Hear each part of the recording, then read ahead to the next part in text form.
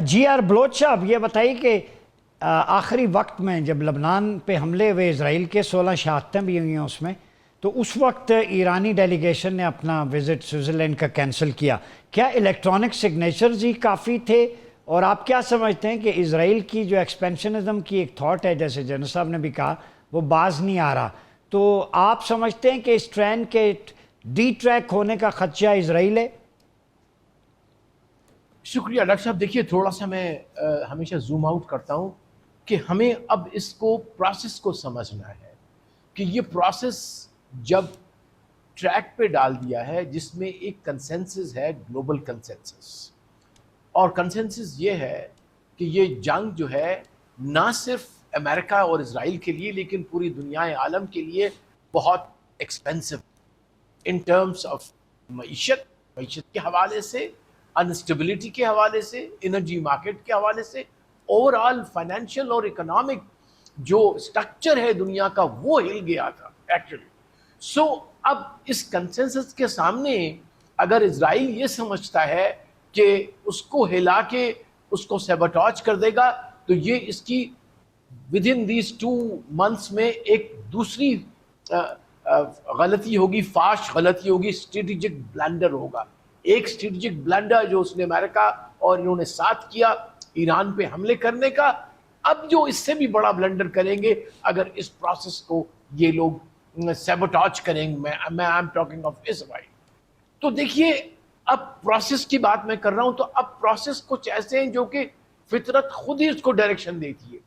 فطرت نے بتا دیا ہے کہ geography is a fact, geography is a power, اور history is a power. Geography, history اور آج کی حقیقت جب اکٹھے ہوتے ہیں، دیر از اے کنفلوئنس. تضادات تب ہوتے ہیں جب ان میں کنفلکٹ آتا ہے اور اس قوم کے لیے. لیکن اس وقت میرے خیال میں، جو میری as a student of history and politics, کہ اللہ تعالیٰ نے یا فطرت نے ان تینوں طاقتوں کو جو کہ ان کے ہاتھ میں، اللہ کے ہاتھ میں، اکٹھا کر دیا ہے کہ ایران نے فاتح ہونا ہے اور اسلام نے فاتح ہونا ہے، اور صہیونیت اور زیونزم اور ہندوتوا کی فورسز کو اب انشاءاللہ منہ کی کھانی پڑے گی. الٹیمیٹ ان کی شکست اور ان کا سرنڈر جو ہے وہ سٹارٹ ہو گیا ہے. جی بالکل. صرف ہم نے یہ کرنا ہے کہ اسٹیڈ فاسٹ رہنا ہے، اپنے ایمان پہ پختہ رہنا ہے، ایمان کو ہلنے نہیں دینا، اور ان کے اس ڈراوے میں نہیں آنا. اس سے پہلے بھی مسلمان اس لیے نیچے دکھائے گئے کہ آپ ان کے ڈراوے میں آ گئے. ڈراوے میں نہیں آنا. اسرائیل is not invincible. Let me سے it loud and clear. So I think وہ مومنٹ آ گئی ہے جب یہ صہیونی قوت کو اب ختم ہونا پڑے گا خود ہی، یا ان کو ریفارم ہونا پڑے گا خود ہی. G7 اجلاس میں ہم نے دیکھا نریندرا مودی ہر ہیڈ آف سٹیٹ کے پاس جا کے اپنی حاضری لگوانے پہ مجبور ہوئے. کو کہتے کہ کوئی کسی کو اتنا بھی رسوا نہ کرے، بڑے بے آبرو ہو کر تیرے کوچے سے ہم نکلے، وہ والی کیفیت نظر آئی. اور پھر ٹرمپ نے بھی انہیں لفظی گولہ بارود پھینکا. تو ہندوستان کی آئسولیشن اور رونا پیٹنا جو پاکستان نے کامیاب میڈیشن کروائی ہے، اس کو آپ کیسے دیکھتے ہیں؟ دیکھیے، مودی کو تو اس کے اپنے لوگ جو ہیں وہ بھولنا چاہتے ہیں.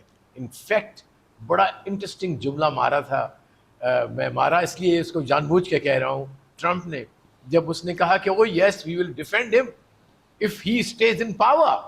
It was amazing, a sarcastic remark ever I've heard of a head of state, for a head of state, کہ بڑا کیا کہتے ہیں اس کو، ریشم میں کہ رومال میں مارا اس کو. سو آئی تھنک مودی کو آپ زیادہ نہ سمجھیں. میرا خیال ہے ہوپ فلی کہ اگلے G7 میں یہ انوائٹ ہی نہیں ہوں گے. یو نو دیٹ کہ ان کی وہاں بیٹھنا is more for the photo opportunity. یہ ان کے اس زمانے کی انویٹیشنز ہیں جب یہ لوگ بہت they were cozying up to India under their policy of containment of China. اب وہ چینج ہو چکی ہے. تو مجھے تو یہ لگتا ہے کہ اگلے آنے والے G7 اجلاس میں مودی آپ کو نظر ہی نہیں آئے گا، تو اس کی کیا بات کی جائے. لہٰذا میں آپ کے سوال کو تھوڑا سا موڈیفائی کرتا ہوں کہ اس پورے پروسیس میں انڈیا کا ایز اے اسپوائلر کیا رول ہو سکتا ہے. اس کا یہ رول ہو سکتا ہے کہ اسرائیل اور اس وقت انڈیا کی ایک اسٹریٹجک انڈرسٹینڈنگ ہے, and that also provides underpinning to that deep state relationship between some of the institutions of US and India.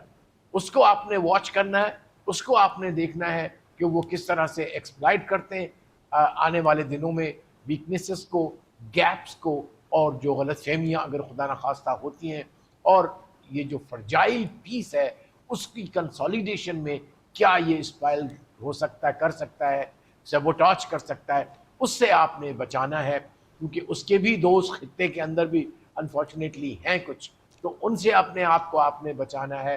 تو میرے نظر میں ہندوستان کی ریلیونس اس لحاظ سے بنتی ہے کہ we have to watch out کہ اسرائیل اینڈ انڈیا اس عظیم کام کو جو کہ مسلمان قوم کے لیے ہونے چلا ہے, جس میں انشاءاللہ پاکستان, ایران, ترکی, سعودی عرب اینڈ ایجپٹ ایک اپنی ایک کنفیگریشن بنائیں گے جس کو میں MP5 کے نام سے بتانا چاہ رہا ہوں, جو میرا ڈریم ہے. مڈل پاور 5 انشاءاللہ آئیں گے, اور اس کے آگے اگر کوئی آبسٹیکلز ہیں تو انڈیا اور اسرائیل ہیں, ان کو انشاءاللہ ہم نے فیکٹر ان کرنا ہے اور آگے بڑھنا ہے. مجتبیٰ خامنئی جو ان کے سپریم لیڈر ہیں, انہوں نے کہا ہے کہ ہم نے اپنے وقار اور مفادات پر کوئی سمجھوتا نہیں کرنا. اگر جھاریت کی گئی اسرائیل کی طرف سے یا کسی اور طرف سے تو منہ توڑ جواب دیں گے. تو اس بیان کو کیسے دیکھتے ہیں آپ؟ دیکھیے, میں نے عرض کیا کہ 3 قوتیں ہیں جو کہ فیکٹس آن گراؤنڈ جو ہے ان کو کریٹ کرتی ہیں یا تاریخ کا دھارا ڈٹرمن کرتی ہیں, جس میں آبویسلی ملٹری پاور ہے, تاریخ ہے, جیوگرافی ہے, اور چوتھا پلر اس کا ریزیلینس ہے. تو جو آپ نے بتایا اور جو ایران کی بہادر قوم نے ڈیمونسٹریٹ کیا 40 دن کی اس جنگ میں, کہ یہ اتفاق سے یہ چاروں کے چاروں پلرز ان کی فتح کو ہی ڈٹرمن کرتے ہیں. تو میں سمجھتا ہوں کہ ایران کی قوم اپنی عزت, اپنی وقار اور اپنی اس فتح کو کبھی بھی شیطان نتنیاہو جیسے شیطانوں کے ہاتھوں ضائع نہیں ہونے دیں گے. لیکن انہوں نے اپنی ریڈ لائنز بڑی ظاہر کر دی ہیں, بتا دیا ہے, اور ان کا ڈیلیگیشن نہ جانا بذات خود was a very strong message کہ نہیں, we take our red lines seriously and you can not fool us around. تو میرا خیال ہے کہ یہ میسج لاؤڈ اینڈ کلیئر چلا گیا ہے US میں بھی اور اسرائیل میں. اس لیے آپ سن رہے ہیں ابھی جو میسیجز آ رہے ہیں کہ اسرائیل اور حزب اللہ نے بھی ایگری کر لیا ہے, US نے بھی کافی سارا اسٹیٹمنٹس آ رہی ہیں جو کہ اسرائیل کو ریسٹرین کی طرف روک رہی ہیں. ڈیفینیٹلی انشاءاللہ امن کا خواب ہمارا پورا ہوگا, امن کا مشن ہمارا کمپلیٹ ہو گیا ہے. بس ایک ایگریمنٹ ہونا ہے جو انشاءاللہ آنے والے 60 دن میں ہو جائے گا, اور اس کے بعد بھی ہمیں چوکیداری امن کی کرنی پڑے گی. اب تو وہ ہمارے پاس ایک الحمدللہ اللہ نے ہمیں ایک امن کا سپاہی دیا ہے, اس کا ویژن, اس کی لیڈرشپ اور اس کی energy, and his moral courage, intellectual courage will guide the nation and guide the ummah inshallah. نام لے لیں وہ سپاہی امن کا کون ہے؟ جی, فیلڈ مارشل عاصم منیر صاحب. ہاں, میں اس لیے کہہ رہا ہوں نا, کریڈٹ کوئی اور نہ لے جائے نا, نام لے لیا کریں. جی جی بالکل وہی ہے, وہی ہے.